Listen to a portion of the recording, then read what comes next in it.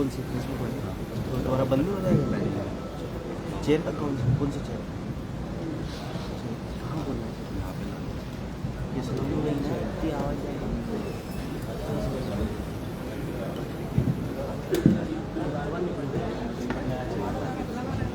तो एक बार वीडियो ऐसे करके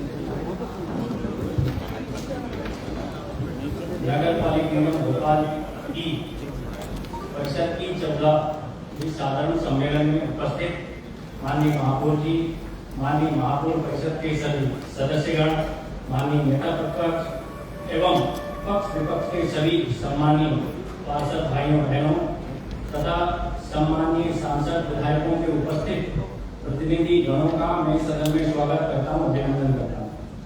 साथ ही हमारे प्रिंट मीडिया, इलेक्ट्रॉनिक मीडिया के पत्रकार बंधुओं का एवं दर्शक वृंद में बैठे शहर के गणमान्य नागरिकों का तथा हमारे नगर निगम भोपाल के नवनियुक्त आयुक्त, अपरायुक्तगण, उपायुक्तगण एवं समस्त अधिकारी कर्मचारी बंधुओं का मैं सदन में हार्दिक स्वागत करता हूँ, अभिनंदन करता हूँ।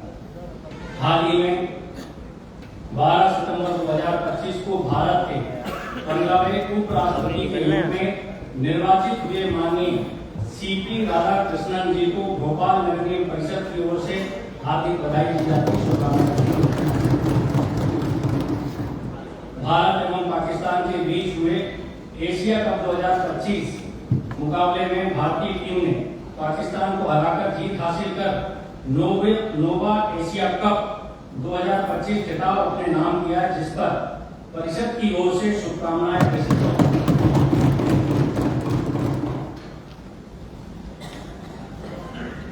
बंधुओं, निगम परिषद की ओर से आप सभी को गांधी जयंती, दशहरा, विजयदशमी, करवा चौथ पर्व, दीपावली, गोवर्धन पूजा, भाई दूज एवं छठ पूजा की बधाई प्रेषित करता हूँ।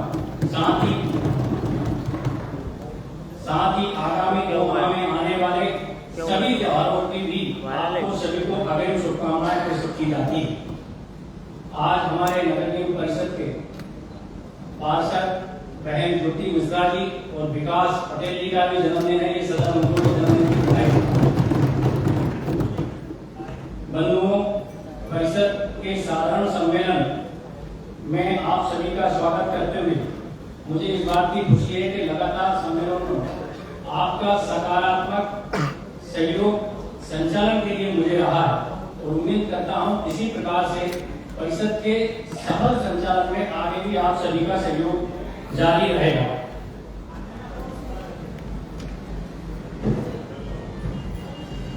आप पहले खड़े हो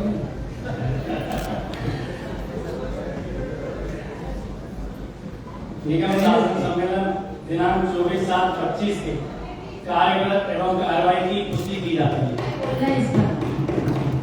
पुष्टि में बोल रहे हैं क्योंकि पिछली बार जब पुष्टि की, क्योंकि पिछली बार तो आपने कोई बात सुनी नहीं थी और पुष्टि में सबसे मेन ये कि आपने एक तो संकल्प जारी किया था नवाब भोपाल वाला, तो मेरा उसमें ये कहना है कि जो अध्यक्ष जी ने देवेंद्र भार्गव जी ने तो संकल्प पढ़ा था, प्रस्ताव जो पढ़ा था उसके अंदर सिर्फ हमीदिया अस्पताल का नाम परिवर्तन करें, हमीदिया स्कूल का नाम परिवर्तन करें, हमीदिया कॉलेज का नाम परिवर्तन करें और आपने इसके अलावा उनका कोई भी प्रस्ताव नहीं था, सिर्फ 3 लाइन का उनका प्रस्ताव था और आपने कम से कम 1 पेज, 2 पेज और 3 पेज का आपने संकल्प पारित किया, जिसमें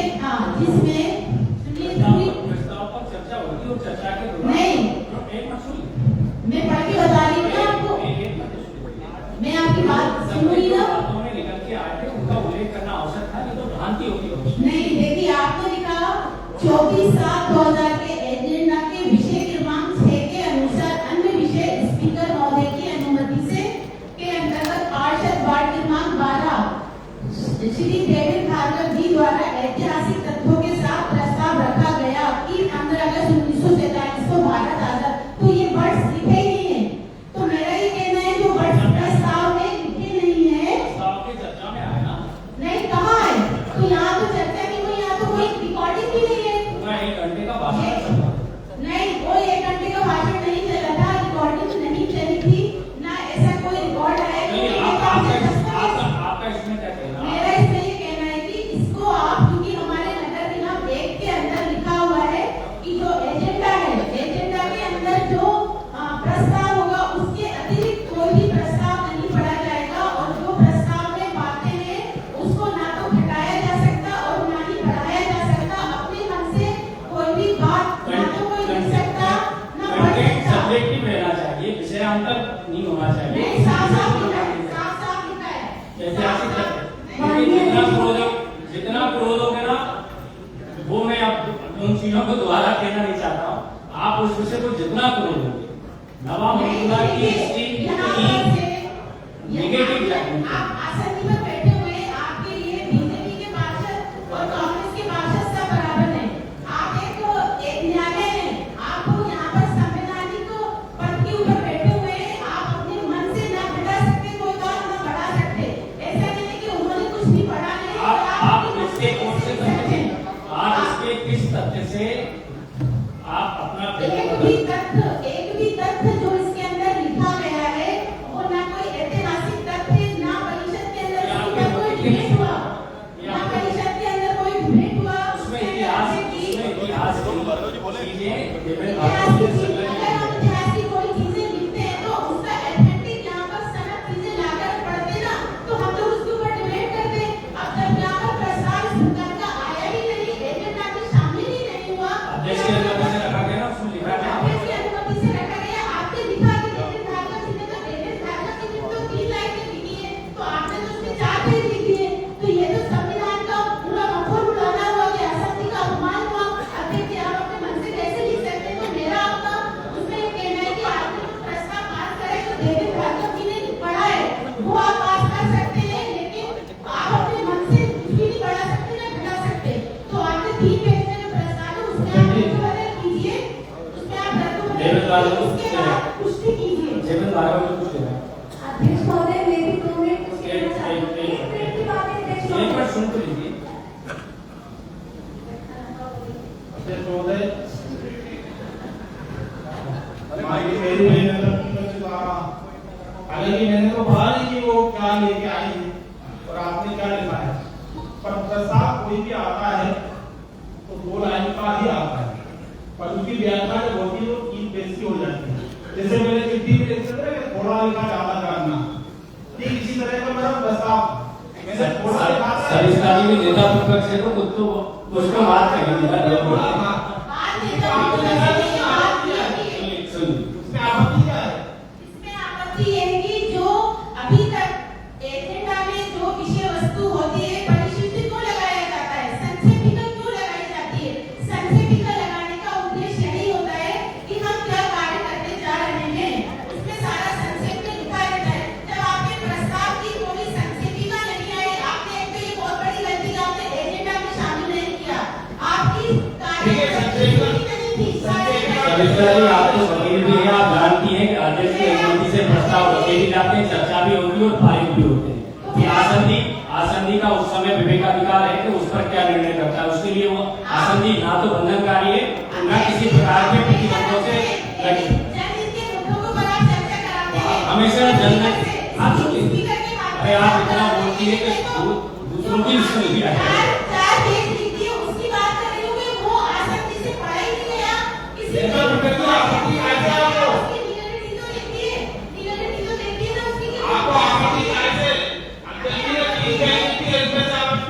क्या उन बातों को फिर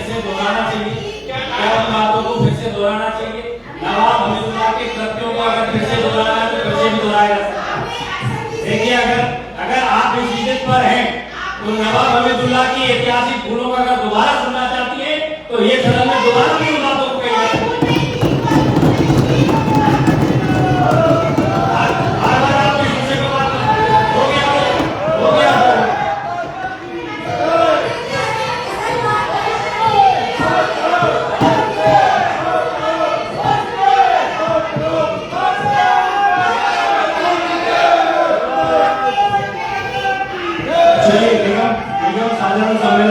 2024-25 कार्यबल कार्यवाही की पुष्टि की जाती है।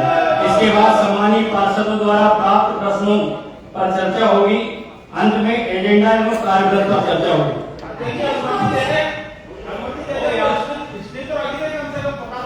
शांति हो रही है, उनको कुछ तो कहना है।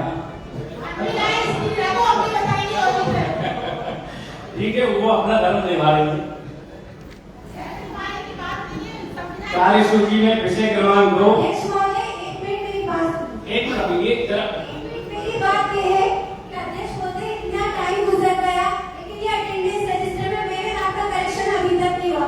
मैं उसमें सरकार बताती हूँ कि मेरा नाम नहीं है, उसमें मेरा नाम गलत आता है, लेकिन हमेशा वही आप स्लिप लगाइए कुछ भी करिए। क्या गड़बड़ी आ रही है रजिस्टर में?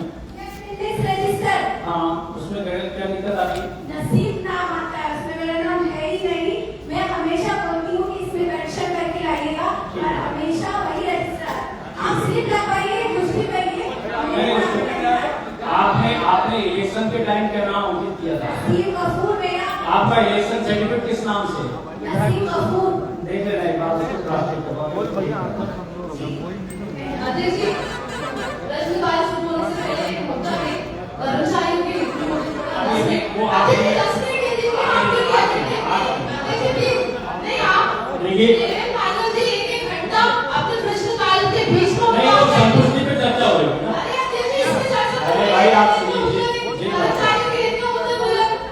जिद मत करिए, संतुष्टि पे चर्चा हो रही है। मेरी बात सुनिए, पहले सुनते लीजिए, मैं क्या कह रहा हूँ सुनते लीजिए। संतुष्टि पे चर्चा हो रही थी, इसलिए माननीय नेता तक माननीय विवेक भागवत को संतुष्टि के विषय पे चर्चा की मैंने अनुरोध की।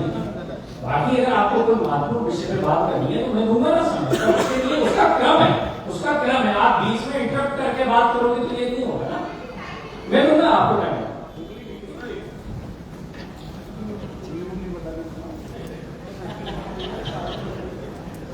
कार्य सूची में विषय क्रमांक 2 सम्मानित पार्षदों से प्राप्त प्रश्नों के उत्तर का है। इसकी चर्चा करने से पूर्व हम प्रश्नकाल का समय निर्धारित कर प्रारंभ करेंगे।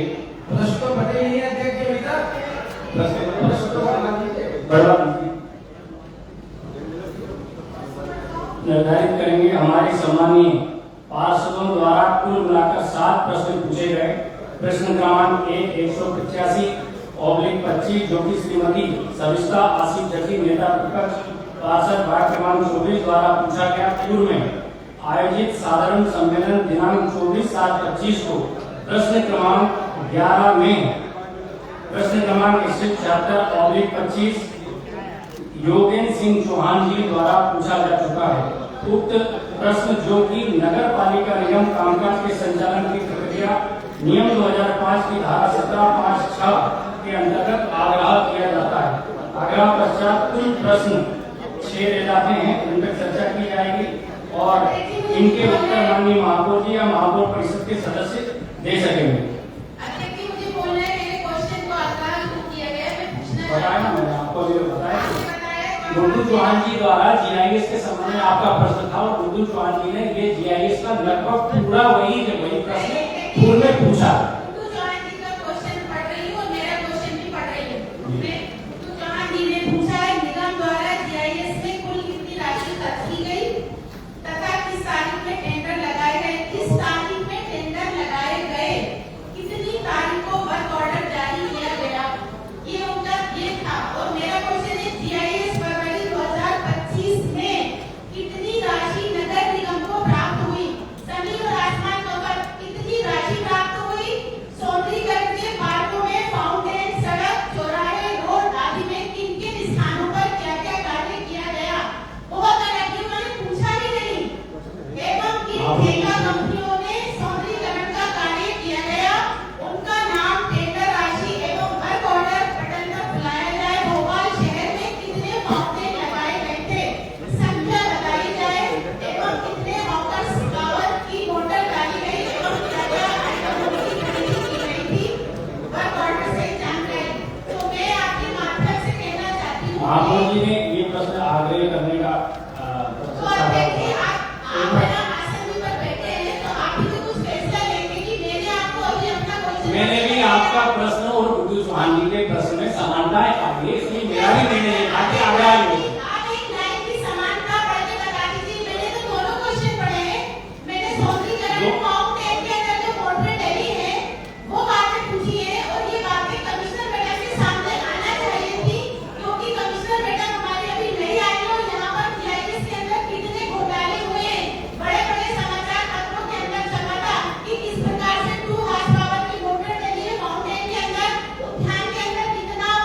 चलिए, सबको आशा है, हाँ, सबको आशा देखिए, है।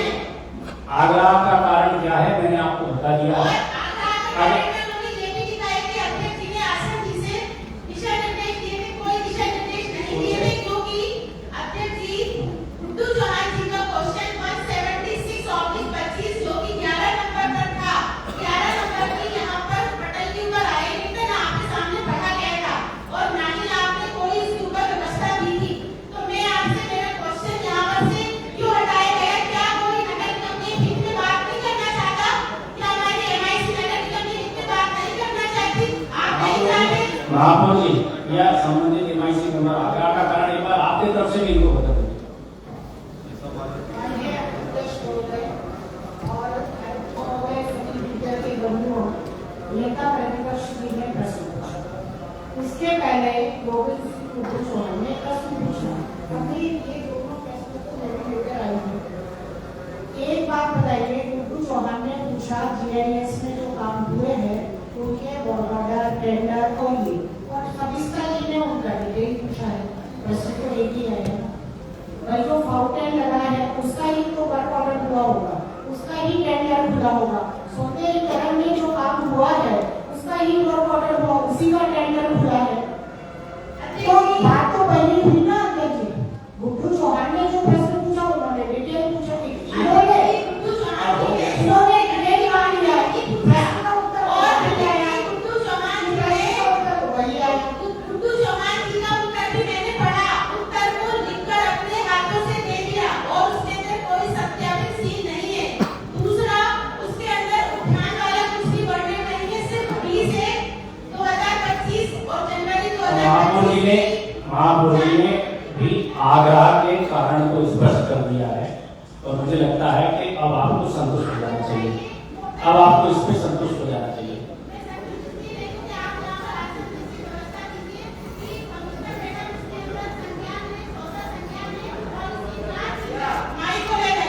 इसकी जांच सौदा मैडम संज्ञान ने आप आसन जी से दिशा निर्देश जारी कीजिए कि इसमें संज्ञान लिया जाए कि हमारे भोपाल के अंदर एक बड़े-बड़े समाचार पत्रों के अंदर छपा था कि GIS के पूरे काम उठे गए और जो ASO आरटीओ वो होती है लिस्टिंग की जो रेड लिस्ट होती है उससे अधिक 4-4 गुना इन्होंने टेंडर किए थे और टेंडर पहले हुए थे, बाद में काम हुए थे और पूरी सड़कें उभर गई थी। फाउंटेन के अंदर ये बैठे हुए जगदीश यादव जी ने फोन भी करा था इस बात के लिए कि मोटरों को बहुत के पुरानी मोटरों को लगाएंगे कि फाउंटेन में, और हम इतनी बड़ी बात को यहाँ पर छुपा रहे हैं। हमारे क्वेश्चन को आग्रह करके बहाना कर दिया गया।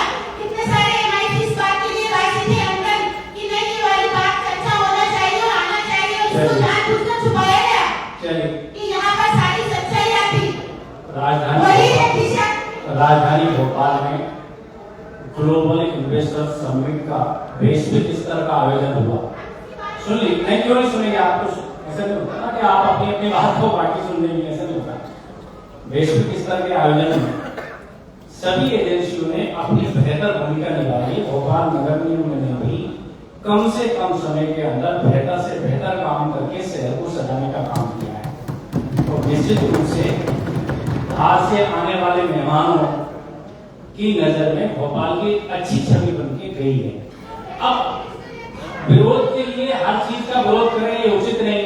एक प्रश्न पूछा जा चुका है, लगभग यही पूछा जा चुका है। महापौर जी भी बोल चुकी है, आसन जी से मैं भी आपको बोल चुका हूँ, पर आप अक्सर अपनी बातों की जिद में बार बार वही बातें रिपीट करती हैं। मेरा आपसे आग्रह है, मैं आपसे मैं आसन जी से अब आपसे आग्रह कर रहा हूँ अपना स्थान बनाइए। अब प्रश्नकाल का समय शुरू होता है। 12:01 हो रहा है। अगला 1:01 तक प्रश्नकाल रहेगा।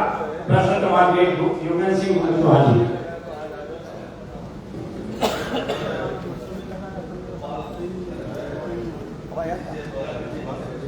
माइक के पास में।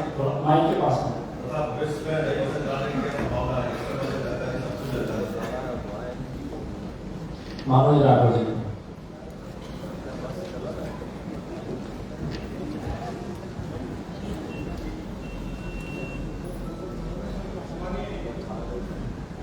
अध्यक्ष महोदय, माननीय महापौर जी, आदरणीय आयुक्त महोदय, मैं धन्यवाद देना चाहता हूँ गुड्डू चौहान जी को कि BCA के बारे में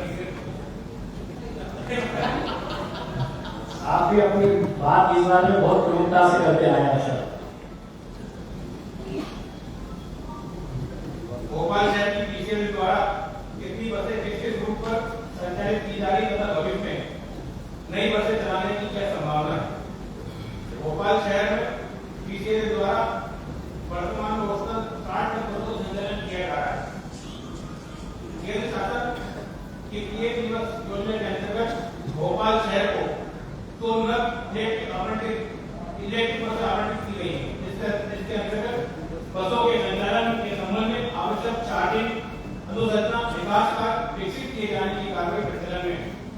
उपरोक्त 100 नग ई बसों की अतिरिक्त पीएम ई वेब योजना के अंतर्गत भोपाल शहर को भविष्य में संचालन हेतु अतिरिक्त 95 बसें इलेक्ट्रिक बसें मिलेंगी की स्वीकृति हुई है। जिसके संबंध में केंद्र शासन के स्तर पर निविदा की कार्रवाई प्रचलन में। इस प्रकार भविष्य में 195 बसों का संचालन की संभावना है। ये बात सही है कि पूर्व के अंदर भोपाल शहर के अंदर 368 बसें संचालित की जाती थी। किन्हीं कारणों से आज लगभग 60 बसें संचालित की जा रही है।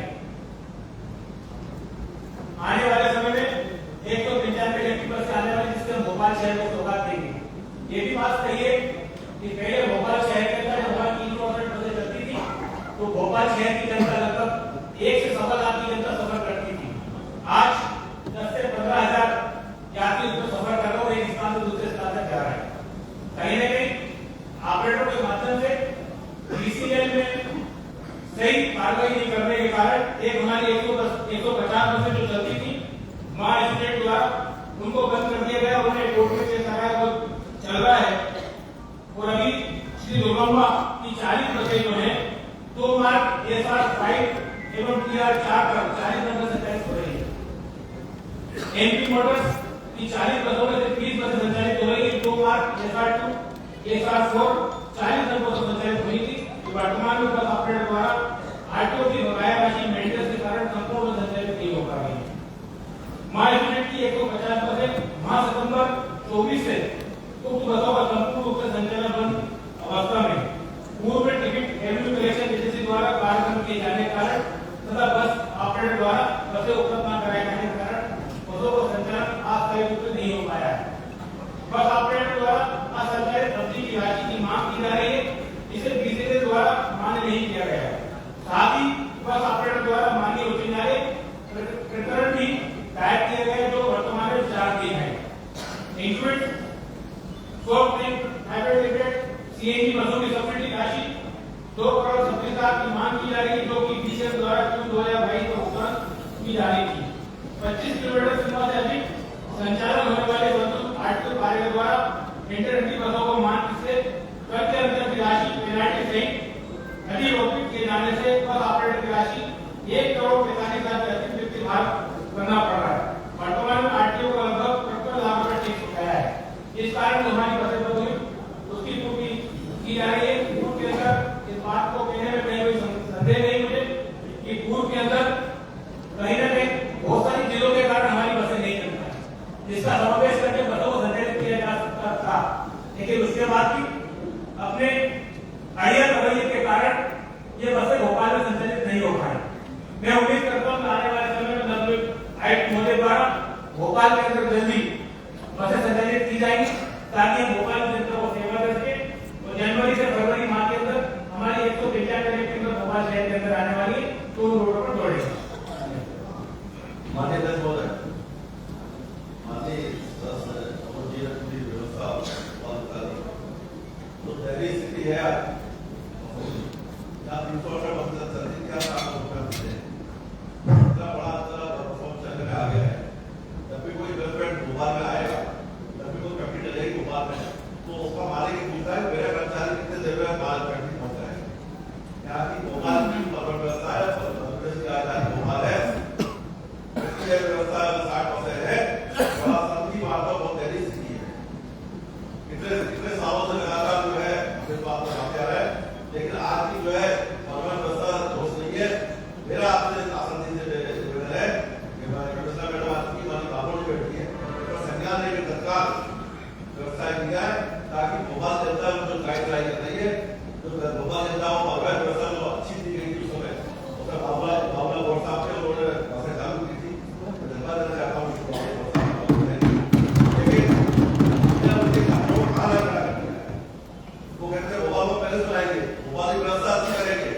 बाद में जो है कानून सर्च होगी उसको हमने काला करा कर दिया है।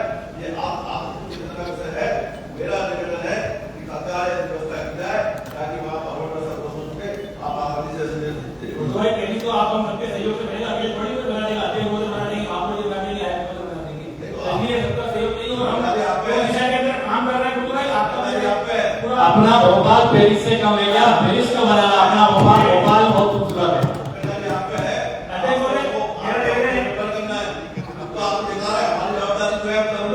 भाई इसमें मनोज राठौर जी संबंधित हमारे मेंबर आपकी प्रमुख बात में ये निकल के आई कि ये बात सही है कि टिकट एजेंसी के निर्धारण में बहुत विलम्ब हुआ। मैंने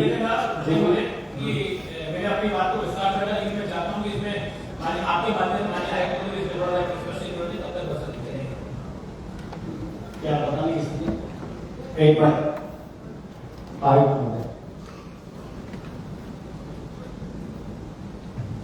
माननीय अध्यक्ष जी, महापौर मैडम, हमारे समस्त पार्षद हैं। अध्यक्ष जी, आपकी अनुमति से एक बार मैं अपना परिचय कर लूं समस्त पार्षदों के समक्ष कि मैं संस्कृति जैन हूँ। मैं 2015 बैच की आईएएस हूँ। मैंने 5 अक्टूबर को यहाँ आयुक्त का पद ग्रहण किया है। हमारी बसों की स्थिति जैसे बताया गया है अभी हम समस्या में हैं, पर मैं आप सभी को बताना चाहूंगी कल ही हमने हमारे एक ऑपरेटर जो इंक्यूबेट सॉफ्ट है उसके साथ एग्रीमेंट किया है, तो वो अगले 1 माह में 40-45 दिन में हमारी 70 बसें रोड पर लाएगा। जो हमारी आरटीओ की समस्याएं हैं उसके निराकरण के लिए हमने उनको बीजीएफ भी थोड़ा रिलीज किया है, इसी एश्योरेंस के साथ कि उनकी बसें हमारी आ जाएंगी रोड पर। तो मैं आशा करती हूँ आने वाले 1 माह में हमें लगभग 70 बसें भोपाल में पहले महिलाओं के लिए अलग से बसें चलती थी, क्या अलग से बसें ऐसी व्यवस्था की जाएगी? महिलाओं के लिए अलग से बसें चली जाए। माननीय अध्यक्ष महोदय, देखिए मेरा निवेदन है कि जो क्वेश्चन है उसका जवाब मैंने दिया। हमारे परिषद में भी हमने अपने बजट में भी हमने हमारी महिलाओं के लिए अलग से हमने उसमें किया था। बसें वाली कम हुई, बस चालू उसमें जो डिस्काउंट दिया जाए तो दिया जाएगा। आयुक्त महोदय ने आश्वस्त किया सभी को कि निश्चित रूप से उनकी एजेंसियों से बातचीत करके इसका हल निकाल दिएगा और जल्द बसों की संख्या ज़्यादा हो जाएगी। प्रश्न क्रमांक 2 सीरीन खान जी। माननीय अध्यक्ष महोदय, मेरा प्रश्न है कि नगर निगम भोपाल की उद्यान शाखा द्वारा 1 जनवरी 2024 से प्रश्न दिनांक तक कितने पेड़ पौधे, कारपेट, ग्रास, खाद, tree cutter machine, chemical fertiliser कितनी मात्रा में खरीदी की गई है? किस टेंडर के माध्यम से, किस कंपनी एवं किस एजेंसी से किस दर पर खरीदी की है? किन समाचार पत्रों में उक्त से संबंधित प्रेस विज्ञप्ति जारी की गई? किन सप्लायर एजेंसियों से इस प्रक्रिया में भाग लिया? किस दर पर किस एजेंसी को सप्लाई का कार्य सौंपा गया? उक्त से संबंधित समस्त फाइलों की प्रमाणित प्रतियां सही जानकारी सदन में प्रस्तुत करी जाए। उक्त अवधि में निगम द्वारा रासायनिक दवाइयां और खाद सामग्री कितनी मात्रा में खरीदी गई है? इस पूरी प्रक्रिया सक्षम स्वीकृतिकर्ता अधिकारियों, टेंडर प्रक्रिया में शामिल अधिकारी की जानकारी सहित समस्त जानकारी सदन को अवगत कराया जाए। अशोक वाणी जी, ये प्रश्न का उत्तर तो बहुत बड़ा है, संक्षेप में पढ़ लीजिए, बाकी लिखित पढ़ दीजिए थोड़ा सा। इस सदन के नेता महापौर जी, नगर निगम कमिश्नर मैडम,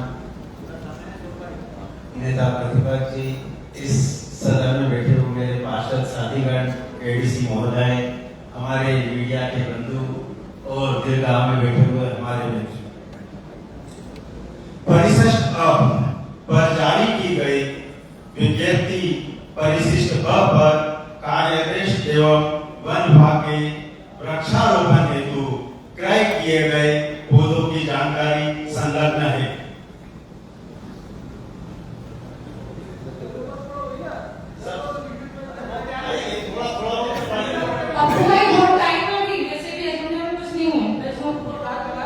वन विभाग को विभागीय पत्र क्रमांक 234 दिनांक 24/6/2024 को 1 लाख पौधे 15-25 सेंटीमीटर साइज की पॉलीथीन बैग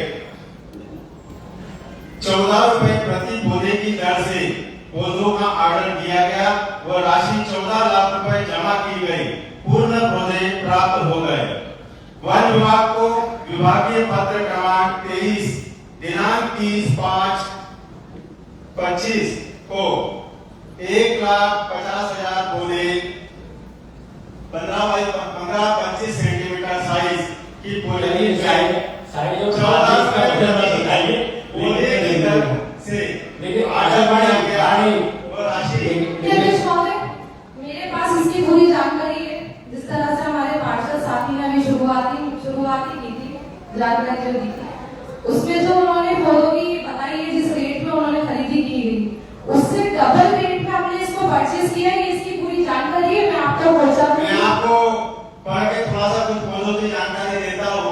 इससे हमारी पार्षद साथी बहन को भी इसकी जानकारी शायद मेरे द्वारा भी प्राप्त हो जाएगी और सारा सदन भी सुन लेगा। 21 लाख जमा की गई राशि वन विभाग को, लगभग उसमें से 51,428 पौधे प्राप्त हुए। अन्य पौधे 4,862 खरीदे गए। जीआईएस अंतर्गत 19,219 पौधे खरीदे गए। सीजनल पौधे अन्य खरीदी 39,811। जीआईएस अंतर्गत 1,62,193। कुल 2 लाख पर प्लांट अमाउंट बता दीजिए। जो आप प्लांट्स बता रहे हैं उसकी आप इकट्ठा क्वांटिटी के साथ इकट्ठा अमाउंट बता रहे हैं। पर प्लांट कितने में अपन ने जी, और जीआईएस इसमें शामिल कैसे हो गए? जीआईएस में भी परचेसिंग हुई। आपने अगर मांगा है तो उद्यान विभाग से भी कुछ परचेसिंग हुई थी, तो उसकी जानकारी भी इसमें जोड़ लें। जीआईएस की जानकारी नहीं मांगी। नहीं, आपने उद्यान शाखा से जो काम हुआ है उसमें जीआईएस में भी परचेसिंग हुई थी। इस समय के अंतर्गत हुई थी जो आपने जनवरी 2024 से प्रश्न दिनांक आज तक 1/8/2024 तक जो जानकारी मांगी है, वहां तक की पूरी जानकारी में जीआईएस की जानकारी आ गई। कुल पौधे यहाँ पर कुल पौधे खरीदे गए।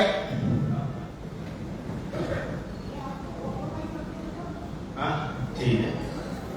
अब उसके बाद कारपेट ग्रास की बात करते हैं। कारपेट ग्रास 13,790 वर्ग फीट खरीदी गई। जीआईएस में कुल 63,840 वर्ग फीट खरीदी गई। टोटल घास की काउंटिंग करेंगे 77,630 वर्ग फीट खरीदी गई।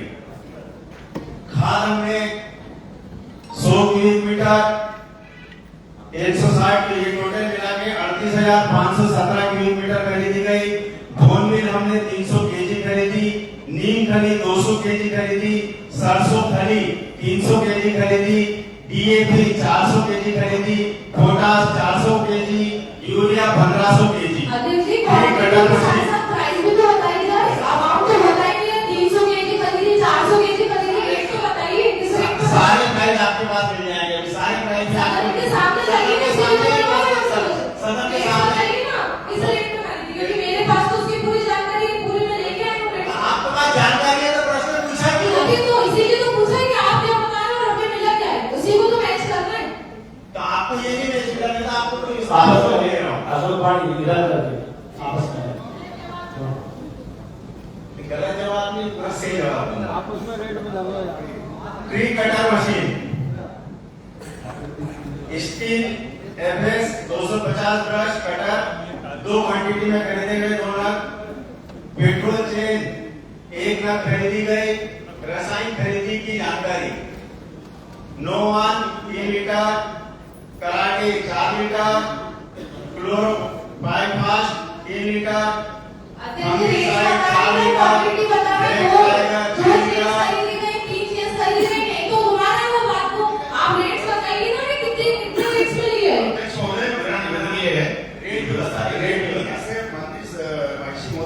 उत्तर पढ़ रहे हैं। जो जिन्होंने क्वेश्चन करा है पहले उसको सुन ले, वही पूरा प्रश्न आकर तो उसको मारे बोले। हर बात में तो भाई रेट्स बता नहीं रहे, वो पूरा पढ़ लेंगे, फिर मुझसे कहेंगे कि आपने सुना क्या है। वो पूछूंगी ना, मैं क्वेश्चन पूछे उसमें रेट्स तो पता चले। क्वांटिटी मैंने ये नहीं पूछी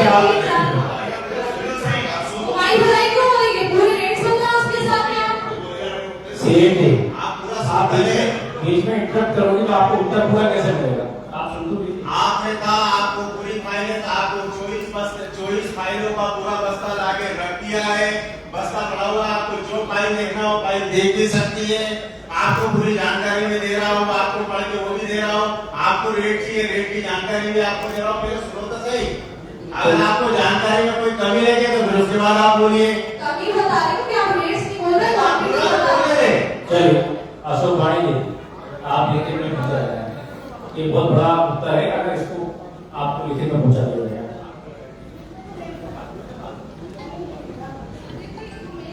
चलिए हो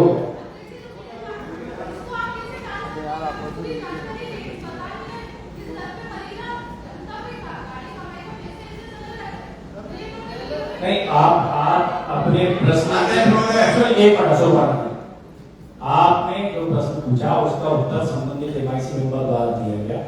आप सुनिए,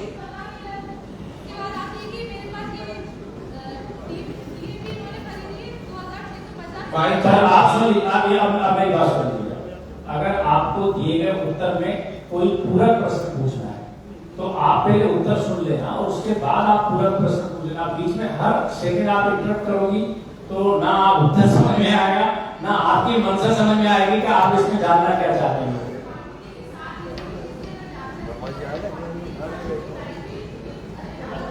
ठीक है, आप बैठिए। आप एक पूरक प्रश्न पूछ लीजिए अभी, ताकि उसका उत्तर संबंधित हो जाएगा।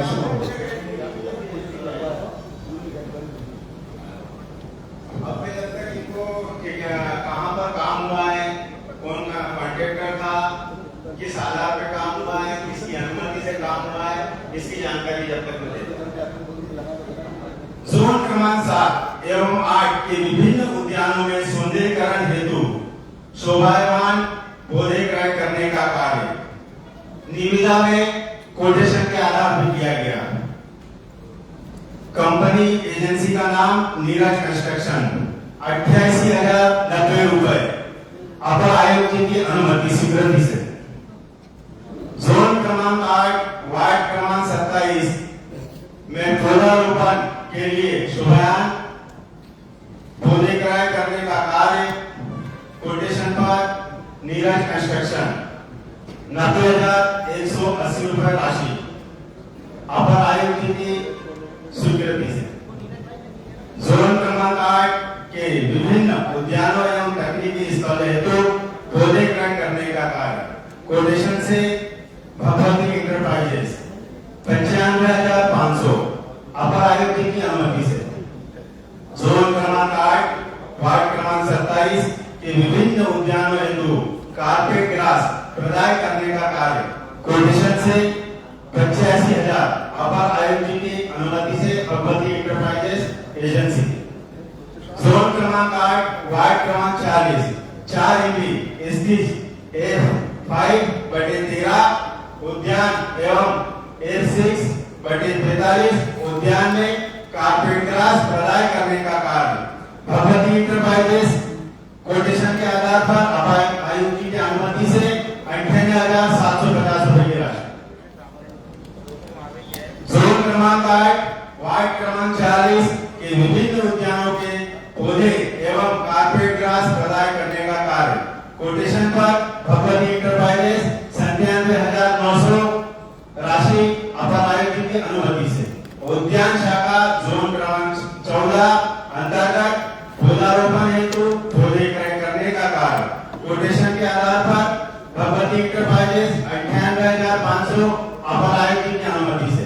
जोन क्रमांक 8 वार्ड क्रमांक 46 के विभिन्न उद्यानों में पौधे प्रदाय करने का कार्य कोटेशन पर 97,100 अपर आयुक्त की अनुमति से। जोन क्रमांक 8 स्थित 4 इमली नर्सरी हेतु गोबर खाद क्रय करने का कार्य कोटेशन के आधार पर भगवती इंटरप्राइजेस 97,000 अपर आयुक्त की अनुमति से। उद्यान शाखा हेतु वृक्ष कटाई मटेरियल क्रय करने का कार्य कोटेशन के आधार पर भगवती इंटरप्राइजेस 97,822 अपर आयुक्त की अनुमति से।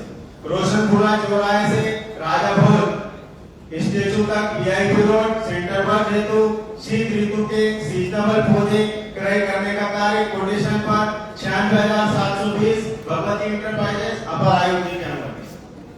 कोटेशन तो होता नहीं है, मैं कोटेशन तो देके से दिया 1 लाख के लिए जो कोटेशन की होता कहाँ देखे नहीं है, इसके लिए विशेष नहीं बिल्कुल पूरा इसमें पूरा वर्क ऑर्डर सारी चीजें हर चीज अवेलेबल है। आप चिंता मत करें, नियम और उससे काम सीधा सीधा है, कोई मसला नहीं है। जोन क्रमांक इसके 4 इंच से गुलाब के पौधे क्रय करने का कार्य भगवती इंटरप्राइजेस आपस में चर्चा अपर आयुक्त की अनुमति से जोन क्रमांक 8 के विभिन्न उद्यानों एवं 4 इंच नर्सरी हेतु गोबर खाद क्रय करने का कार्य कोटेशन से भगवती इंटरप्राइजेस 96,000 अपर आयुक्त की अनुमति से जोन क्रमांक 21 के विभिन्न उद्यान की स्थल हेतु पौधे एवं कारपेट ग्रास क्रय करने का कार्य कोटेशन पर भगवती इंटरप्राइजेस 94,750 अपर आयुक्त की अनुमति से उद्यान शाखा जोन क्रमांक 21 केवल नर्सरी हेतु केमिकल फर्टिलाइजर एवं मेडिसिन प्रदान करने का कार्य कोटेशन पर भगवती इंटरप्राइजेस 86,500 अपर आयुक्त की अनुमति से हो गया एक बार इसमें फाइट का ऑर्डर अध्यक्ष महोदय, मैं आपका ध्यान आकर्षित करना चाहता हूँ कि टेंडर से जो बाबा कोटेशन की बात हो रही है, तो महापौर जी ने 1 लाख रुपए की राशि उसका अंदर हमें दी थी और घोषणा करी थी सदन के अंदर की राशि तो उपयोग टेंडर नहीं कराया जाए। पूरे सदस्य बता सकते हैं सब टेंडर ही करा। कारपेट ग्रास जो हमने खरीदी गई थी 22 रुपए 50 पैसे प्रति एक मिनट राजू मानी जी, एक मिनट तो पूरा जाएगा, मैं जल्दी हो गया। एक मिनट सर, मेरा कहना अध्यक्ष महोदय कि जब पार्षद कोटे की फाइल आती है तो वो टेंडर से होती है और जब उससे अधिकारी को मुख्यालय कोटे की फाइल बनाते हैं तो कोटेशन से होती है। तो ये कौन सी डबल पद्धति चल रही है, समझ में नहीं आता। डबल पद्धति के आपको फाइल आती है वो अभी भी उसका मतलब फाइल वार्ड 34 की आई थी, करुणा बस्ती थी जब 46 का वार्ड जो नंबर 7 है और वो फाइल गई और जो सर ने जो समिति के अंदर भी चर्चा के अंदर विषय आया था अध्यक्ष महोदय बैठी हमारी होती उस समय में मैंने करा था तो 3 बार उसके अंदर सर पर चर्चा लिखी और उसके बाद में टेंडर में लगा दिया। टेंडर में लगाने के भी आदेश दी गए, जबकि महापौर जी की स्थिति घोषणा की इसके अंदर में कोटेशन से कार्य कराया जाए, कोई कार्य कोटेशन से नहीं कराया गया, सारे कार्य टेंडर से हुए। ठीक है, नेता प्रतिपक्ष जी का पॉइंट ऑफ ऑर्डर। कोटेशन वहाँ पर बहुत जरूरी काम मेरे वार्ड में, अगर या किसी भी ऐसी वार्ड में इतना इमरजेंसी काम है कि हम केवल और 95,000 का ही तब उस इमरजेंसी के अंदर हम कोटेशन बनाएंगे। जैसे फॉर एग्जांपल मंत्रा का 26 जनवरी के अंदर हम लोग खुदाई करवाते हैं झंडा बंधन के लिए, वहाँ पर कोटेशन लागू हो सकता है। और लेकिन ये आप इतनी सारी खरीदारी कर रहे हैं, एक के बाद एक कोटेशन, एक के बाद एक कोटेशन, तो आप सोचिए कि गंभीर विषय है। आपने लगातार एक टेंडर क्यों नहीं करा जब आपको मालूम था कि हमें लाखों पेड़ लगाने हैं। आप 96 कितने सारे उन्होंने बड़ी आसानी से यहाँ पर अधिकारी निकल लेते हैं कोटेशन से। जब कोटेशन हमारे लिए होती तो अधिकारियों के कैसे किसके कहने पर में, तो आप इसके ऊपर संज्ञान लीजिए और मैं आपके माध्यम से जांच करवाई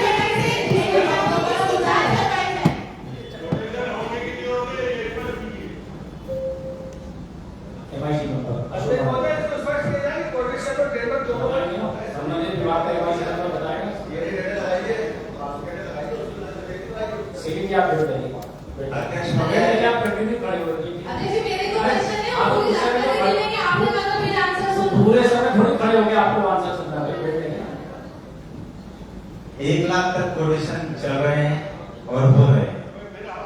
नहीं, पर बाकी सबकी चिंता ये है कि माननीय पार्षदों एक आपकी बात है लो भाई, अरे आप लोग की बात है लो, एक मिनट बैठ जाइए।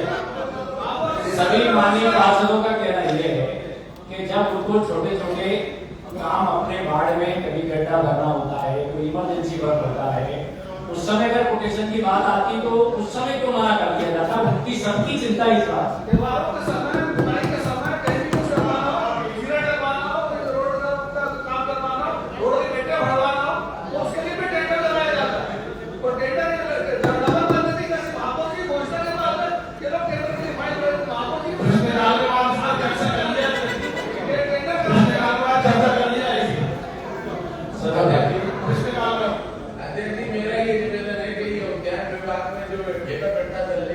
आप समाप्त करते तो ज्यादा अच्छा है।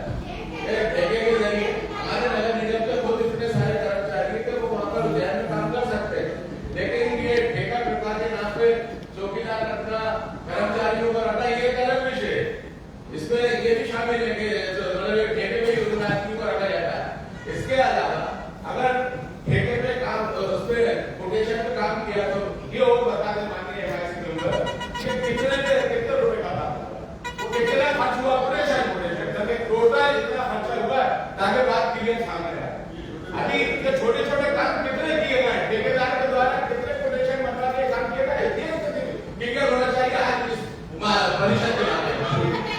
सुनिए और उसका अमाउंट जोड़ने बताता है इस तरह कोटेशन का काम हो रहा है, फिर पिनकोड पार्टी के लिए कब्रिस्तान के लिए पट्टी मांगे। आपको इतना बता दीजिए, एक मिनट सुनिए, आप इतना बता दीजिए कि टोटल कोटेशन से कुल कितनी राशि के काम कराए। अभी 2 मिनट में बता देता हूं, जब तक मैं कुछ आगे बढ़ लेगा। दूसरी चीज अध्यक्ष महोदय, मेरा निवेदन है, जिसने प्रश्न पूछा है उसी को पूछना चाहिए। सबसे पहले जिन्होंने प्रश्न पूछा है मैं उनका जवाब देना चाह रहा हूँ।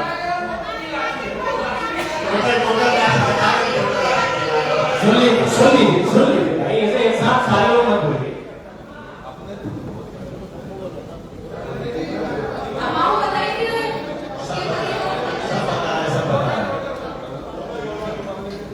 5 फीट बेल पत्रिका पे 400 रुपए प्रति नाग, 5 फीट आंवला 400 रुपए प्रति नाग, 5 फीट मोरचली 300 रुपए प्रति नाग।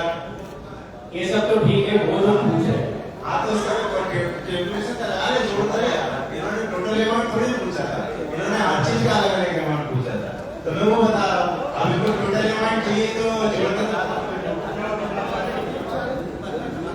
लगभग 22 लाख तक का डोनेशन हुआ था। 22 लाख ये देखिए अमाउंट बताइए।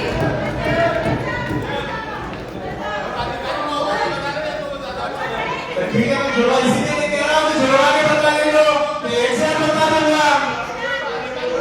इसमें अंदाजा लगाया जा सकता है कितना बड़ा भ्रष्टाचार है, इसके लिए आप कमेटी का गठन कीजिए, इसमें देखते रहिए।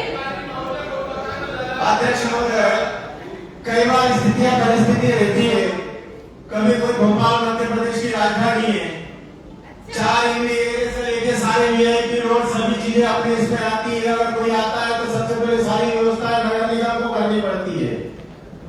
और नगर निगम भोपाल ऐसा है कि कोई जन्म लेता है तो उसका नगर निगम से शुरुआत होती है। अगर किसी को शांतिवान भी चाहिए होता है तो भी नगर निगम देता है। नगर निगम भोपाल के ऊपर बहुत बड़ा लोड है, तो ऐसे ही यहाँ पर उद्यान विभाग में कोटेशन मजबूरी हो जाती है चलाना, क्योंकि इमरजेंसी में कई बार ये सब चीजें परचेस करनी पड़ती है और ये कोटेशन पे ही परचेस होती है। और जो उद्यान विभाग में काम करता है, जो लोग ठेकेदार काम करते हैं, उन्हीं से परचेस किया जाएगा और किसी से परचेस करेंगे नहीं। और जो टेंडर निकालने वाली चीजें हैं, हमेशा उसके टेंडर निकालते ही है। तो कभी अधिकारी मुझे बताएंगे, इसकी जानकारी टोटलिंग करके अधिकारी मुझे बता देंगे, मैं बता दूंगा। टोटल तो कर ले,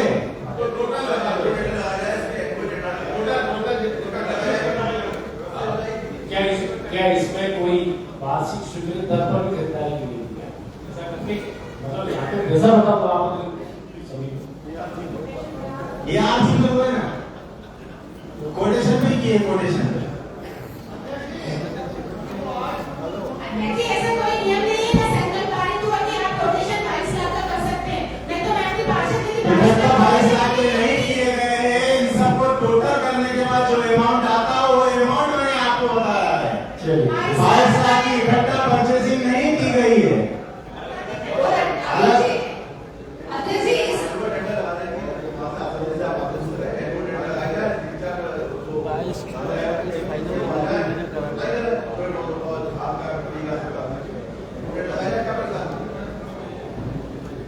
और अध्यक्ष जी एक बार मैं कहना चाहता हूँ, चलिए इसमें भी व्यवस्था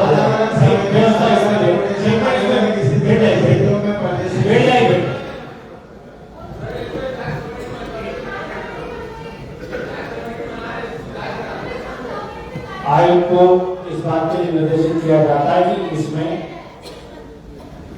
जो उद्यान शाखा द्वारा कोटेशन किए गए हैं सभी नियमानुसार हुए अथवा नहीं हुए और इसकी बहुत जांच करें और प्रतिवेदन प्रस्तुत करेंगे परिषद में।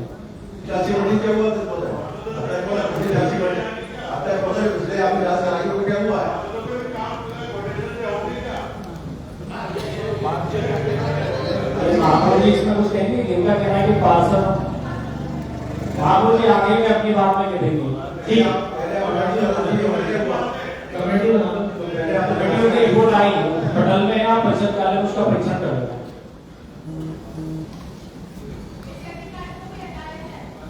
किसको?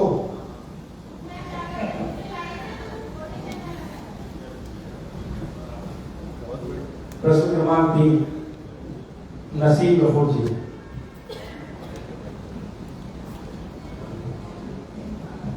अध्यक्ष महोदय, मेरा क्वेश्चन है, भोपाल के सभी 85 वार्डों में समग्र परिवार आईडी से काटे गए नाम की जानकारी वार्ड वार देने का कष्ट करें।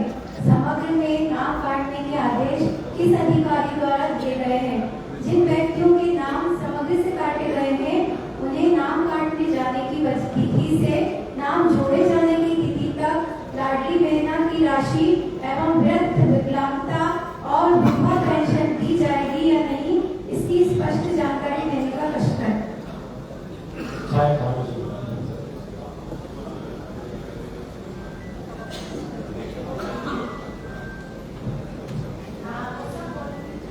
सम्मानीय अध्यक्ष महोदय एवं महापौर जी, सभी 85 वार्डों के पार्षद, आयुक्त महोदय एवं कर्मचारी अधिकारी, मीडिया बंधु, परिषद प्रश्न क्रमांक 188-25 द्वारा श्रीमती मीनाक्षी मुखर 43 भोपाल के सभी 85 वार्डों में समग्र परिवार आईडी के नाम काटे जाने एवं विकलांग विधवा पेंशन लाडली बहना पेंशन इस संबंध में संपूर्ण जानकारी मांगी है। भोपाल के सभी 85 वार्डों की समग्र परिवार आईडी का मैं उत्तर प्रस्तुत करती हूँ। मध्य प्रदेश शासन विज्ञान एवं प्रतियोगी विभाग का पत्र क्रमांक 41/2 भोपाल दिनांक 29/3/2025 के निर्देशों के पालन में समग्र KYC का कार्य कराया गया है। इस भोपाल नगर निगम के सभी 85 वार्डों में लगभग 39 लाख समर आईडी जिसमें लगभग 11 लाख समर सदस्य आईडी डुप्लीकेट है, जिसमें मृत्यु हुए हैं लोग, इस कारण कई लोकित हो गए हैं। आयुक्त नाम की सूची बेहद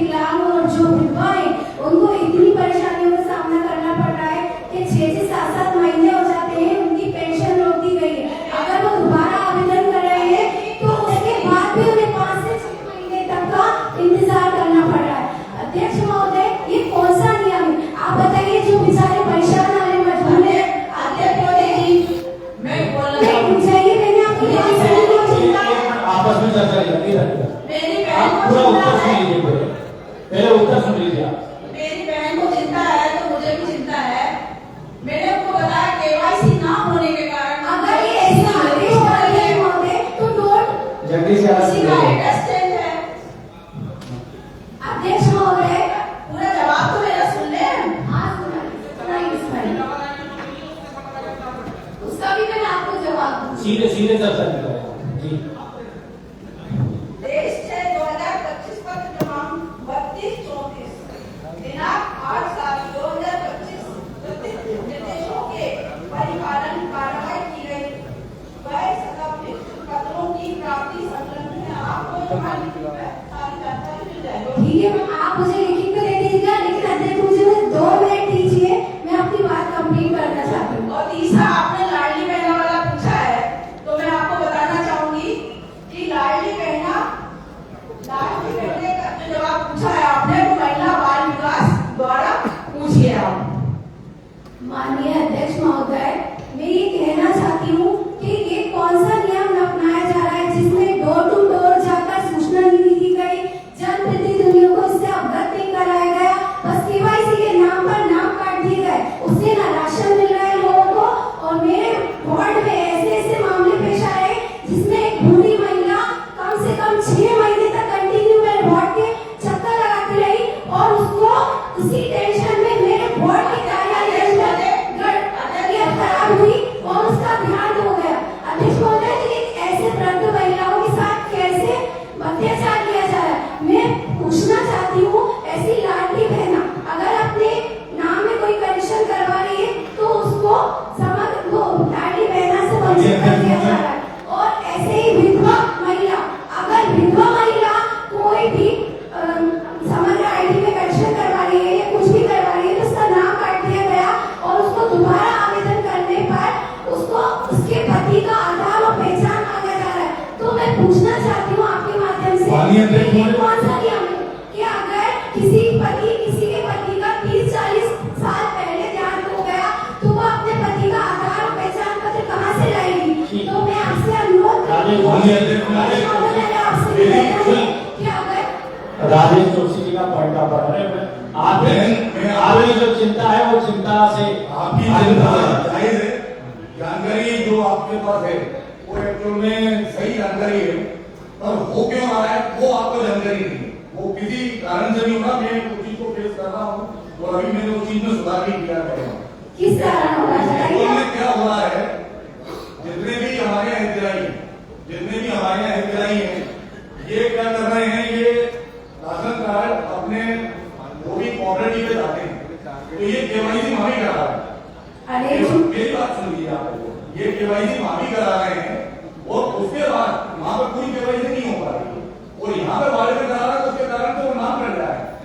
मेरे पास 5 उदाहरण है, मैंने 5 को करेक्शन करा के दोबारा एड करा दिया। मुझे लगता है कि इसमें भ्रांति हो रही है। वो टेक्निकल फॉल्ट नहीं है, क्या है कि उसकी एक्चुअल में जो केवाईसी होना है वो हमारे वार्ड से एक्चुअल आईडी से होना है। और लोग क्या कर रहे हैं कि जो राशन कार्ड की दुकान पे मशीन होती है वो उससे केवाईसी करा रहा है, उसमें पेपर हमारे पूरे सबमिट नहीं हो पा रहा। जैसे हम आधार कार्ड का उसमें एक कॉलम दिया रहता है, उसमें स्कैन करने का आधार कार्ड का पोर्टल है, बाकी आपकी समग्र आईडी में जो भी नीचे का करेक्शन होगा वो उसमें अपडेट नहीं होगा।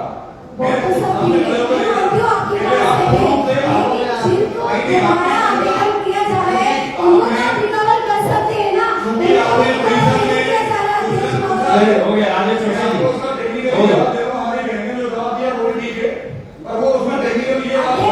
मेरा बस आपसे यही निवेदन है कि जो समग्र आईडी से नाम काटे जा रहे हैं ना, अगर कोई भी उसको रिकवर करवा रहा है तो आप उसको रिकवर करें और उस लाडली बहना और वृद्धों वगैरह की पेंशन उनके अकाउंट में भेजी जाए। मुझे लगता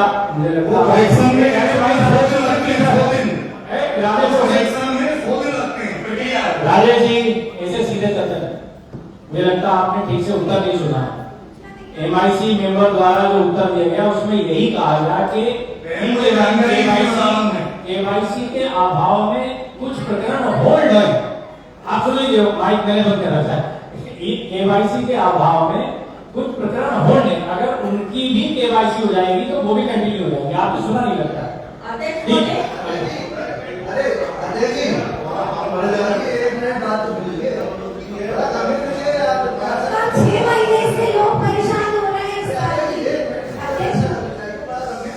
समर जी ये गंभीर है। सुनिए। जैसे मेरे बड़े भाई ने बताया केवाईसी का, केवाईसी एक तरह से हो जाएगी, चाहे वो अपने कंट्रोल की दुकान से करवाए, चाहे नगर निगम से जाके करवाए। केवाईसी एक ही जगह से होगी, वो एक ही समग्र आईडी करवाएगा, दो समग्र आईडी की नहीं करवाएगा। ये जो अपनी परिस्थितियां बन रही, ये कुछ समय पहले जब पेंशन बना करती थी उस जमाने में समग्र आईडी नहीं होती थी, सिर्फ राशन के आपके राशन कार्ड से बन जाती थी। कभी इसके बाद नीला परमिट नहीं होता था तो उसकी परिचय पत्र से उसके आधार पर मृत्यु प्रमाण पत्र के आधार पर विकलांगता के आधार पर पेंशन मिल जाती थी। तब समग्र आईडी का कोई चलन नहीं था। उसके बाद राशन कार्ड आया, राशन कार्ड के द्वारा बनने लगी। उसके बाद एक व्यवस्था करी गई जिसके अंदर पेंशन के अंदर समग्र आईडी जब आई तो समग्र आईडी को उसके अंदर जोड़ा जाएगा। जैसे एकदम से आता है आगे जाता है ये समग्र आईडी कार्ड को, ऐसे एकदम से आदेश आया उसके अंदर ये कहा गया कि समग्र आईडी को पेंशन से जोड़ा जाए। नगर निगम के पास किसी की समग्र आईडी उपलब्ध नहीं थी, उनके पास जो डाटा उपलब्ध था उन्होंने उसके आधार पे वो समग्र आईडी वहां पर जोड़ा। ये जो पार्षद जी इधर सुझाव दे रहे हैं ये बार बार जनता काम हो जाएगा। यहाँ प्रश्न जिसने पूछा उत्तर उसका मिल गया, एक ही प्रश्न है और दूसरा प्रश्न को गंभीर विषय है। पर अध्यक्ष जी अगर फॉर्म रिकवर करने जा रहे हैं तो दोबारा आवेदन क्यों करवाया जा रहा है? मेरे वार्ड में तो सभी के दोबारा फॉर्म भरवाए जा रहे हैं। आयुक्त महोदय इसको जरा एक बार अपने संज्ञान में लेके एग्जामिन करें कि ई-केवाईसी के कारण हो या जिस भी कारण से किसी भी पेंशन धारक को कहीं कोई भी परेशानी ना हो, हम ऐसी व्यवस्था। अच्छा, इसमें आयुक्त महोदय भी कुछ बताना चाह रहे हैं जी। बस दोबारा फॉर्म न भरना जाए लगा सुन लीजिए।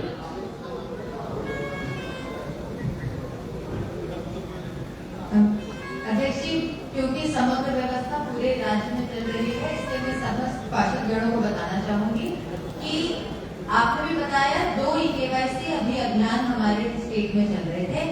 एक हम समग्र ई-केवाईसी करा रहे हैं। हमारी सारी पेंशन योजनाएं जो है, लाडली बहना योजना है, वो समग्र के माध्यम से डीबीटी पेमेंट के माध्यम से चलती है। तो जब तक हमारी समग्र और आधार लिंकिंग नहीं हो जाएगी तब तक हम पेंशन उनको दिलवा नहीं पाएंगे, क्योंकि अभी हमारे पोर्टल इस प्रकार चल रहे हैं। इसी के साथ साथ जैसे पार्षद जी ने यहाँ बोला पीडब्ल्यूडी हमारी राशन की दुकानों में एक अन्यत्र ई-केवाईसी चला था जो हमारे राशन की पात्रता पर्ची का भी राशन की दुकानों पर ई-केवाईसी हुआ था।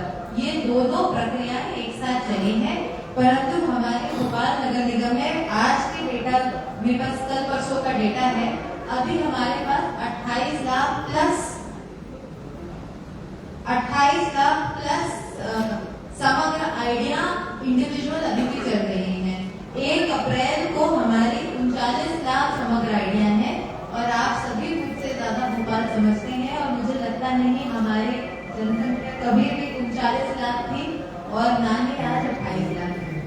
तो इसी को हमें संधारित करने के लिए मैं आप सभी से अनुरोध करूंगी कि हमारे समस्त मेंबरान जितने भी हैं, हमारे जितने भी नागरिक हैं, क्योंकि उनकी समग्र आईडी बनी हुई है, आप कृपया उन्हें अनिवार्य रूप से समग्र ई-केवाईसी कराने के लिए कहें। समग्र ई-केवाईसी समग्र पोर्टल पर नागरिक स्वयं भी कर सकते हैं। मैंने अपनी खुद की समग्र आईडी लिंकिंग स्वयं की थी, इसमें मैं दावे के साथ बोल सकती हूँ। नहीं तो हमारे वार्ड कार्यालय में, जोन कार्यालय में निरंतर समग्र ई-केवाईसी चल रही है, परंतु कोई भी शासकीय योजना का यदि कोई लाभ ले रहा है उसे अपना समग्र ई-केवाईसी कराना अनिवार्य होगा, नहीं तो हम पेंशन का लाभ भी नहीं दिलवा पाएंगे। धन्यवाद। ठीक है, जनप्रतिनिधि भी अपने क्षेत्र में नागरिकों को इसके लिए और प्रेरित करने का काम करें। अब हो गया, इसी पर्याप्त चर्चा हुई, पर्याप्त समय सभी को दिया। नहीं, आयुक्त महोदय ने आपको तकनीकी पक्ष से अवगत करा दिया। जो आपके वार्ड में रह रहा है, किराएदार है, गरीब आदमी है, उसने पेंशन सरकार की 10 साल पहले 5 साल पहले, ठीक है, अब वो किराएदार उठ के जिनके वार्ड में आ गया, ठीक है, उसके कागज यहाँ के हुए। अब उस व्यवस्था में आप क्या करेंगे? उसकी पेंशन उसने केवाईसी भी करवा ली, अब चालू करने की व्यवस्था क्या होगी ये बताइए, क्योंकि क्या है जब वो आपके वार्ड में कागज लेके जाएगा। इसके बारे में भी आयुक्त महोदय बता रहे हैं। जैसे कि आपने बताया पार्षद जी, हमारे कई लोग एक वार्ड से दूसरे वार्ड में ट्रांसफर होते हैं। जैसे मेरा भी अभी समग्र आईडी सिडनी में है नए वार्ड में जाता है या नए क्षेत्र में जाता है, वो अपने वार्ड कार्यालय से भी, जोन कार्यालय से भी और स्वयं समग्र के पोर्टल से भी आवेदन दे सकता है कि ये मेरा नया निवास स्थान है और हमारे वार्ड प्रभारी की जिम्मेदारी है उसको वेरीफाई करके अपने वार्ड में दे देना। तो समग्र आईडी शिफ्टिंग अपने अनुभव से मैं बता रही हूँ, मेरी समग्र आईडी 3 जिलों में जा चुकी है और अभी 4थे जिले में भी आ जाएगी। तो पूरे राज्य भर में इसकी सुविधा है और वार्ड टू वार्ड भी सुविधा है। तो व्यक्ति यदि शिफ्ट कर रहा है और अपना एड्रेस परिवर्तन कर रहा है तो वो अपने समग्र को भी लेकर जा सकता है। मुझे लगता है स्पष्ट हो गया। प्रश्न क्रमांक 4 नसीम कपूर जी के लिए।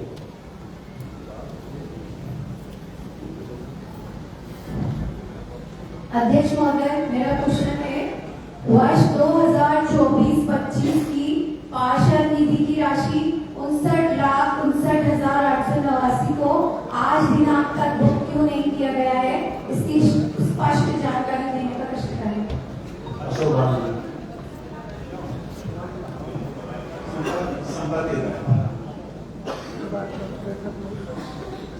वार्ड क्रमांक 43 जोन क्रमांक 12 से प्राप्त प्रतिवेदन अनुसार वर्ष 2023-24 के पार्षद निधि के स्वीकृत कार्यों की निविदा समिति 2024-25 के दौरान तत्समय पूर्व वर्ष की राशि कैरी फॉरवर्ड न होने से नवीन वित्तीय वर्ष 2024-25 में उपलब्ध राशि से कटौती होने से बजट शेष पर्याप्त राशि के अभाव के कारण 2024-25 के अन्य कार्यों की बजट बुकिंग नहीं की जा सकी।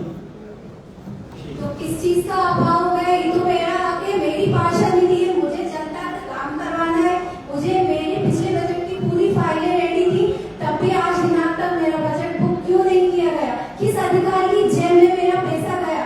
मैं इस सदन में पूछना चाहती हूँ कि मेरा पैसा कहाँ है? मुझे जनता के काम के लिए मुझे पैसा चाहिए मेरा, क्योंकि मैंने इसके लिए 6 महीने पहले आयुक्त महोदय को और अपर आयुक्त को दोनों को मैंने इसकी सूचना की है और आज तक मुझे इसका कोई भी संतुष्टिजनक जवाब नहीं दिया गया। तो अध्यक्ष महोदय, मेरा आपसे निवेदन है कि आप उस मेरे बजट में जो गड़बड़ी हुई है उसने संबंधित अधिकारियों को जांच के निर्देश दें और आसानी से इस सदन में पूरी जानकारी देने का कष्ट करें। अध्यक्ष महोदय, प्रस्ताव जब देरी से आते हैं तो चढ़नी अगर आप देखना चाहे, जांच करवाना चाहे तो मेरे पूरी फाइलें रेडी थी, पूरी, बस आज दिनांक तक बुक नहीं की गई। मेरा नया बजट आ गया, मैंने वही फाइलें फिर से रिपीट की है जो मेरे काम हो रहे हैं, लेकिन मेरा पूरा 60 लाख का बजट, जो कि अदर वार्ड में पूरा साल का बजट होता है, मेरे पूरा 60 लाख का बजट लगभग इसको लैप्स कर दिया गया। क्यों? किस अधिकारी ने पास गया है मेरा बजट? बस 24-25 के बारे में बात कर रही हूँ। वर्ष 2023-24 में वार्ड 43 के अंतर्गत पार्षद निधि का कुल बजट 1,79,00,000 प्राप्त हुए, जिसमें पार्षद द्वारा प्रस्तावित 26 कार्य 1,73,00,000 करोड़ की स्वीकृति प्राप्त हुई। इस प्रकार 2024-25 में 43 अंतर्गत पार्षद निधि का कुल बजट 2 करोड़ रुपए प्राप्त हुए, जिसमें पार्षद द्वारा प्रस्तावित कुल 22 कार्यों में से 14 कार्य राशि 1,40,00,000 करोड़ के स्वीकृत हुए। मेरा जो बजट लैप्स हुआ है, मैं उसकी बात कर रही हूँ कि मेरा 60 लाख लगभग बजट कहाँ गया? मैंने जनता के पूरे की डिटेल बता रहा हूँ, जिसमें वो संपत्ति कर और सबका मिला के जो 2 करोड़ प्राप्त हुआ, जिसमें से 1,40,00,000 रुपए के काम स्वीकृत हुए। जब 1,40,00,000 रुपए के काम स्वीकृत हो सकते हैं तो कहीं ना कहीं के जो लगभग 60 लाख रुपए का काम था उसकी कहीं ना कहीं कोई त्रुटि के कारण वो नहीं हो पाया और उसके कारण वो फॉरवर्ड नहीं हो पाया।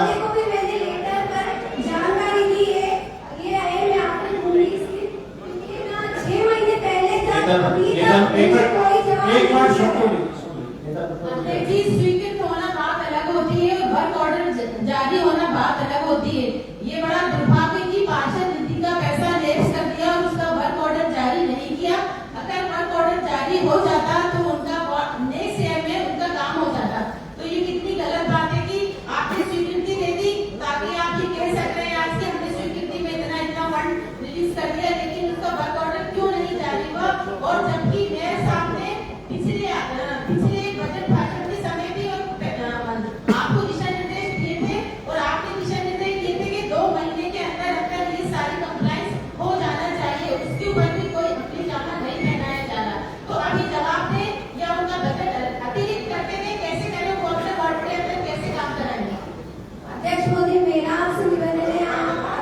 चलिए इसमें महापौर जी अपने वक्तव्य में लास्ट में इसमें भी देख लेने का। महापौर जी स्पष्टीकरण को बता देंगे एक बार लास्ट में।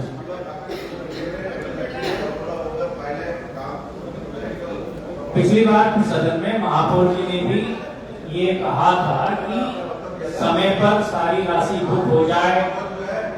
हाँ, और अगर मान लीजिए जनप्रतिनिधि अगर चाहते हैं तो अपनी राशि एक बार में बुक कराना चाहें तो एक बार में भी वो क्वार्टरली की भी आवश्यकता नहीं।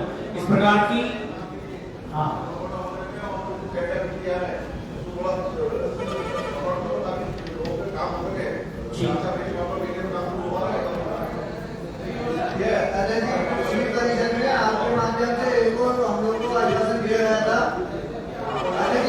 मैं इस बारे में आयुक्त महोदय को इस बात के लिए निर्देशित करता हूँ, ये बात सही है। सभी यहाँ सदन में बैठे हुए सभी हमारे माननीय जनप्रतिनिधि गण इस बात पर नाराजगी भी व्यक्त करते हैं, चिंता भी व्यक्त करते हैं कि अगर उन्होंने अपने बजट की अनुशंसा कर दी है तो वो जितना कम से कम समय में उसकी टेंडर प्रक्रिया होनी चाहिए। 5-5, 6-6 महीने, 7-7 महीने टेंडर प्रक्रिया में टेक्निकल कमेटी में 2-2, 3-3 बार फाइलें जाती है। ये प्रक्रिया को जरा और सरलीकरण करना चाहिए ताकि काम तेज गति से हो सके। व्यवस्था दे दी, व्यवस्था के लिए आपके हो गया।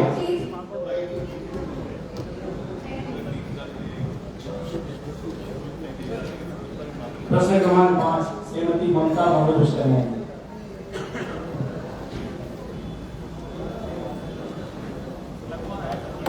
माननीय अध्यक्ष जी, माननीय महापौर जी, आयुक्त महोदय, नेता प्रतिपक्ष सविस्ता जी, यहाँ पर उपस्थित सभी पार्षदगण, मीडिया कर्मी और निगम के कर्मचारी अधिकारी, मेरा सवाल यह है कि वर्ष 2024-25 में स्वच्छता सर्वेक्षण के अंतर्गत शहर में कराए गए संपूर्ण विकास कार्यों का नाम, स्थान, राशि सहित वार्डवार के संबंध में विस्तृत जानकारी।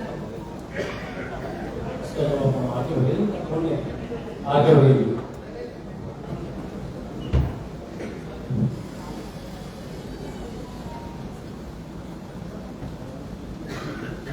माननीय अध्यक्ष महोदय, माननीय महापौर जी, माननीय आयुक्त महोदय, समस्त राष्ट्रगण, समस्त हमारे समस्त कर्मचारी,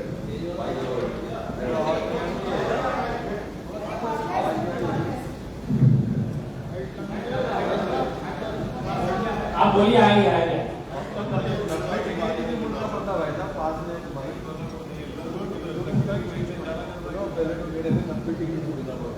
स्वच्छ भारत मिशन विभाग द्वारा वर्ष 24-25 में स्वच्छता सर्वेक्षण के अंतर्गत कराए गए वॉल पेंटिंग, पेविंग ब्लॉक बैकलेन, चौक चौराहा तथा पार्कों में बैठने हेतु चेयर की व्यवस्था, पार्कों का सौंदर्यीकरण, विकास कार्य प्रतिवर्ष कराए जाते हैं। इस बार हम लोग दूसरी बात थी, उस टाइम जीआईएस का चर्चा हो रहा था कि जीआईएस का जो काम हुआ था तो उसमें हम लोग बहुत बड़ा फायदा मिला कि हमें उतना ज्यादा वैरायटी से पेयर नहीं करना पड़ा, तो उसमें बहुत सारा सौंदर्यीकरण हो गया था और ये प्रतिवर्ष कराया जाता है। अब जो विस्तृत कार्य इसका हुआ है विभिन्न जोन और वार्डों में, वो इस प्रकार है। स्वच्छ भारत मिशन के तहत सेल्फी पॉइंट और वीआईपी रोड पर मरम्मत एवं पेंटिंग का कार्य, इसका एस्टिमेट था 6,40,976 रुपए। वर्क बैटर हुआ 5,76,942 और पेड अमाउंट था 5,73,916 रुपए। भोपाल में बादल महल वीआईपी रोड पर मरम्मत एवं पेंटिंग का काम, इसका एस्टिमेट अमाउंट था 5,95,144 रुपए। वर्क बैटर अमाउंट था 5,35,689 और पेड अमाउंट जीएसटी 5,33,424 रुपए। नारियल प्रोसेसिंग प्लांट दानापानी में एक नारियल प्रोसेसिंग प्लांट बना हुआ है हमारा, जिसमें पूरे शहर के वो नारियल को कलेक्ट करके नारियल के फूल फेंके जाते थे। ये हमारे नगर की एक उपलब्धि है कि सारे शहर से नारियल को कलेक्ट करके उसको हम दाना पानी रेस्टोरेंट ले जाते हैं। रेस्टोरेंट के पास हमारा गार्बेज स्टेशन है, वहां ले जाते हैं और वहां पर हमारा एक प्रोसेसिंग प्लांट बना है। इसके निर्माण में 7,70,337 रुपए का एस्टिमेट था। इसमें वर्क ऑर्डर दिया 6,93,380 का और इसका जो जीएसटी से अमाउंट पेड हुआ वो 6,85,191 का था। वेट ब्रिज से बायो सीएनजी एरिया था बाउंड्री वाल की मरम्मत, ये कार्य हुआ 1,93,683 का इसका एस्टीमेट था। वर्क ऑर्डर 1,74,334 रुपए और इसका जो पेड अमाउंट है वो 1,74,044 रुपए। आगमपुर खंती लेक गेट नंबर 3 के पास बगीचे के लिए चैन लिंक फेसिंग, इसका अमाउंट था 1,08,574। इसका वर्क ऑर्डर वो 97,727 और पेड अमाउंट था 97,286 रुपए। अगरबत्ती बनाने के लिए प्लांट एक हमारे एक और ये उपलब्धि नगर निगम की, जिसमें हम पूरे शहर से मंदिरों से फूलों को कलेक्ट करते हैं। बोल लेने दीजिए।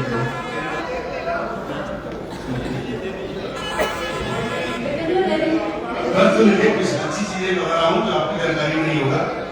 हम पूरे शहर से फूलों को कलेक्ट करते हैं, मंदिरों से कलेक्ट करते हैं। उसका हमारे अलग से हमने उसकी गाड़ियों की व्यवस्था की है। आपने उसमें लिखा होगा निर्माल्य वाहन, उसमें लिखा रहता है और वो निर्माल्य वाहन जाते हैं, वहां से फूल कलेक्ट करते हैं।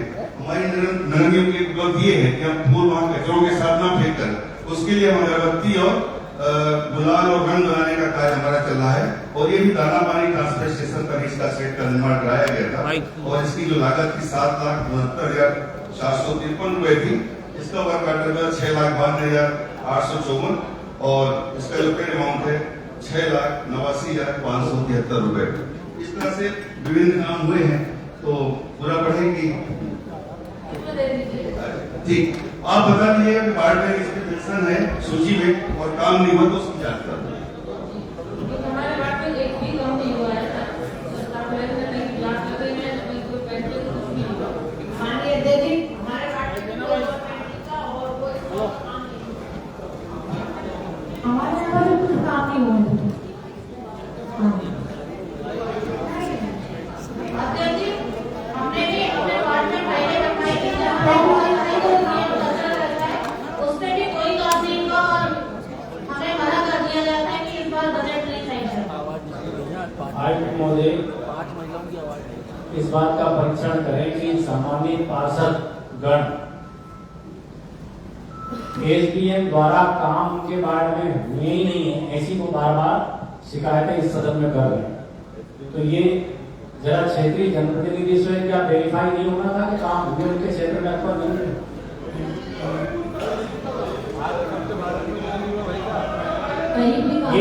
ये सारे लोग एक स्वर में यही बात कह रहे हैं कि काम ही नहीं हुए। तो जरा इसका एक बार आप परीक्षण करें कि ये काम वास्तव में हुए तो कहाँ हुए, इसकी जांच कराएंगे। प्रश्नकाल का समय पूरा हो गया। भोजन करें, भोजन के बाद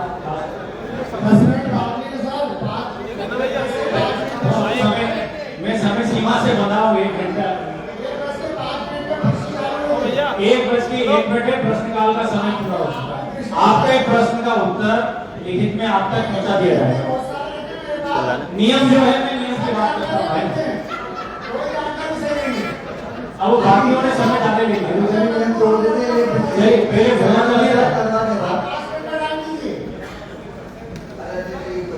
1 घंटे का भोजन अवकाश के बाद एजेंडे पर चर्चा होगी। भोजन अवकाश अभी तो करके आए थे 11 बजे को कर लिया है।